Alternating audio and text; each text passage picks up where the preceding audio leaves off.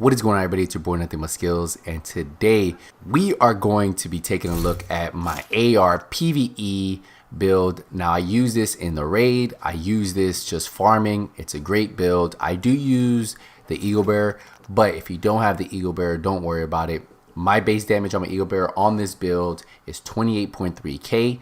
Now, that's with 6 offensive, 11 defensive, 253,000 armor, 125,000 health. Now, if you don't have the Eagle Bearer, don't worry about it. You can run something like the custom P416. This is going to have measured on it. Measured works with 6 offensive or more. If you want to run Optimus, you have to drop down 1 offensive. If you don't want to run measured, you can run something like Ranger. There's a couple other talents you can run. But I pair that up with the Chatterbox, and then the Chatterbox is going to give you Blabbermouth while holster reloading your weapon within 5 seconds after a kill. Grants 20% rate of fire. If not, you can run Nemesis. And then remember, preparation while holster gain 25% headshot damage while scoped in with your current weapon. So you could use that 8% scope on there. So just something you can use instead. But yeah, I am using the Eagle Bear. For my secondary, I'm running a military M60. The base damage on this is 28.9k. Now the base damage on this is pretty good. See, it's 28.9. This has an additional 15% to targets out of cover. And then it has 135 rounds because I have a 35 round mag. On all your M60s, LMGs, you should have unhinged. Receive 20% weapon damage at the cost of negative 25% weapon handling. It has jazz hands, 10% reload speed. And then for the bottom talent, I'm not even going to talk about it. It's not even worth it. So I'm running the hollow sight with the 8% damage to elites. I'm running a large pouch, 35 rounds. A vertical grip, 10% accuracy. And then a muzzle brake with 5% damage to elites. So let's get into the build, what makes this build, right? So the mask, I'm running the Murakami mask. It's going to give me 8% health, 10% hazard protection. The attributes are 8,000 health, 42% damage to elites, and 10% damage to elites with hard hitting. So that's 52% just on the mask. We head over to the chest piece. We have the Gila Guard. This gives me 5% total armor. I have almost a perfect roll for a Gila Guard chest. I have 2 blues, 1 red, so I have 39k health. 13.5% weapon damage. I have 9k armor, which I wish I could have a better armor roll. That's the only thing I'm missing on this. We have Unbreakable. 70% of max health is repaired when your armor is depleted. Armor kits used within the next 7 seconds are not consumed. So you do need to have 11 defensive, and that's what I have. The reason Gila Guard is so good is because you always get a lot of defensive mod slots. So I'm running 8k health on here with 500 armor regen, 2% extra incoming healing. I'm running a utility system mod slot, which I really don't need on here. If I had an offensive mod slot, that would be good too. But since I have a utility, I'm using a generic mod, which is going to give me 5% assault rifle damage. Then I also have another defensive system mod slot, which I'm using for 4k armor, 3% total armor, and then 2,000 armor on kill. If we head to the holster is going to give me 10% assault rifle damage, 10% protection from elites.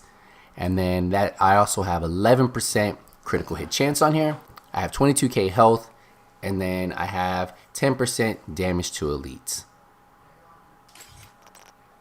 If we jump over to the knee pads, this is going to be my second piece of Fenris. So I'm unlocking that 10% protection from elites. And then I have 12,000 armor. I have hard hitting damage to elites. And I always recommend patience. After being in cover for 5 seconds, armor repairs by 5% every 1 second.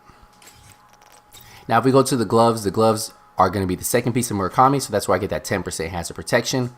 I get 3.5% health, 8% assault rifle damage, and then I have hard hitting of 10%. So I'm stacking a lot of damage to elites on here because this is a raid focused build. Plus, I use this in PvE.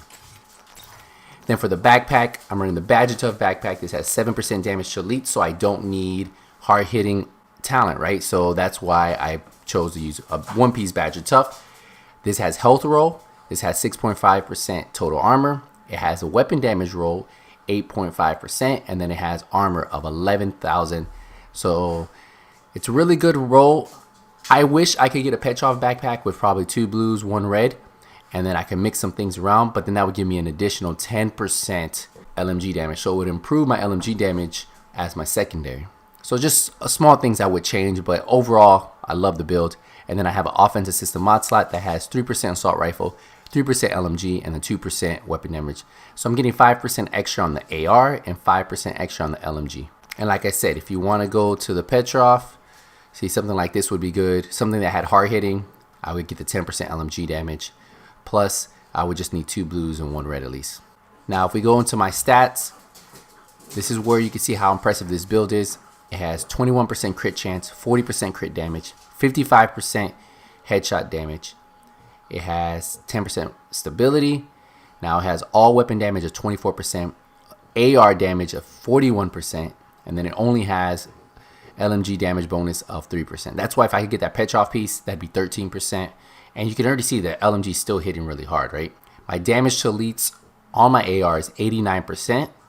Now if I swap that to my LMG, it's 102%. So that's where it improves its damage. But then look, since it does have unhinged, the all weapon damage bonus goes up to 44%. The skills I'm running, I am running a chem launcher. I can't unlock anything because I'm running no skill power, so it doesn't really matter what mods you have. But I run the chem launcher. I use that to stay in cover. You pair that up with patience, it works pretty good. And then I always run I got used to running it even in PvE. I run the Revive Hive.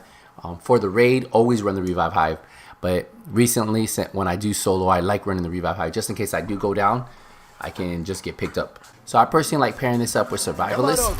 And the reason why is not only because the AR damage, even when the next update comes out and you can pick LMG damage on here, I think I might, because of the fact that it does have that 15% increased protection from elites. So on this build, I get 25% protection from elites stacked on this build. So I kind of like that. I like that ability to have a little bit more protection even when I'm running a little bit less armor. But the specialization you pick, that's really up to you what you want to run. But yeah, that's how I run my build. This is my build, my go-to. We're gonna head to the range real quick just so you guys can see the performance it does. We're gonna put on name. So we got elite here. Okay, so we have named enemies. Let's just take a look at what it does to the body. It's gonna hit 53 to the head. Oh, that's a crit. 82. So to the body, it's gonna be 53. And then if you hit this little red spot right here, that's a headshot. 82. So 53 to the body, 82k to the head. And that's without critting at all. Remember, I have a little bit of crit chance on this build. So if I do crit, it was like 100k, you saw? 104. So tenacity is active. Let's see what I hit now. So 64 to the body, 100k to the head. So 100k with tenacity active, and then 64 to the body. So when I do get a kill, that's why the Eagle Bear is so good, right? That's why it performs so well, because when you do get those headshot kills, you get that extra damage. Not too bad. This build is not too shabby at all. Let me know what you guys think about it. This is my go-to AR build for the raid, for PvEing. I've been running this build recently, especially since I just got this Gilligard chest. Probably one of my favorite Gilligard chests. I'm still looking for another one to roll a different talent on here, but yep, that's my build. If you have any questions, let me know in the comment section. Thank you guys again for all the support. I just want to say I appreciate it. Remember, don't forget to go to my other channel, subscribe over there. It's youtube.com/teamskills. And that is my team channel. So we have more than just me as a content creator on there. And we bring you more Division 2 stuff, more other games. If you just like gaming in general, you'll love that channel. Turn the notifications on over there so when we do release videos on that channel, you guys get notified. Until the next video, Nothing But Skills is out.